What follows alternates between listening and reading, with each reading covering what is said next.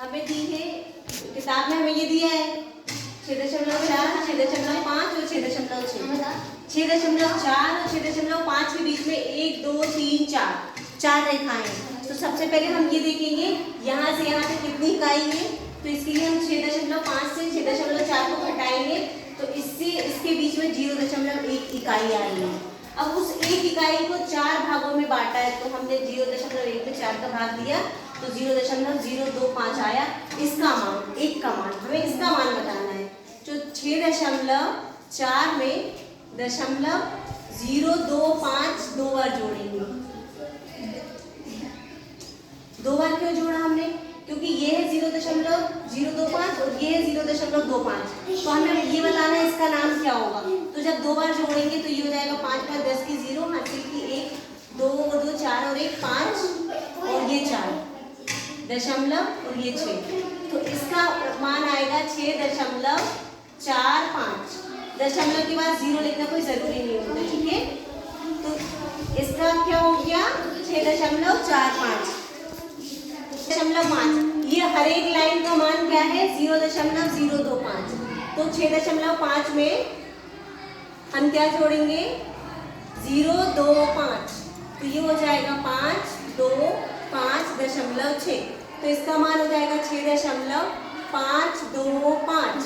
इसके बाद हमें ये बताना है, तो जस्ट इसके बाद है जिसमें फिर से हम क्या जोड़ेंगे 0.25, ठीक है। तो ये 5 5 10 की 0, हासिल की 1 2 2 4 और 1 5 और ये 5.6। तो इसका मान आ जाएगा 6.55। इस रेखा पे हम लिखते हैं। इसको लिखने का तरीका है, इससे इसको घटाएंगे, जो मान आएगा जितनी लाइन है उससे भाग देंगे, एक इकाई का मान आ जाएगा। फिर इस इकाई में इस इकाई को जोड़ेंगे तो इसका मान आएगा, इसमें हम इस इकाई को जोड़ेंगे तो इसका मान आएगा।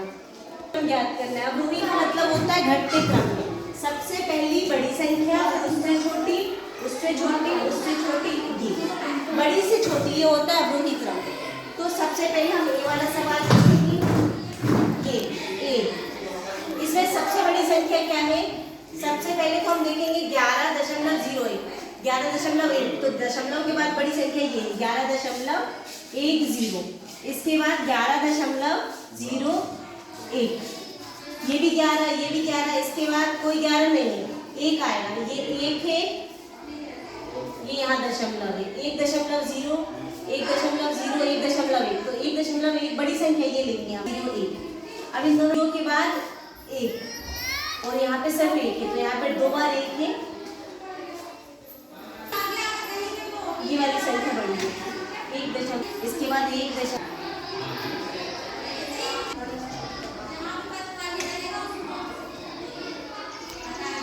इसके बाद बी वाला 2 दशमलव के बाद सबसे बड़ी संख्या क्या है? देखो 2 दशमलव के बाद सबसे बड़ी संख्या 7, तो 2.8। इसका क्या आएगा 2 दशमलव के बाद 6 7, लेकिन यहाँ 6 के बाद 9 है तो ये बड़ी संख्या होगी। 6 9 8 2 दशमलव।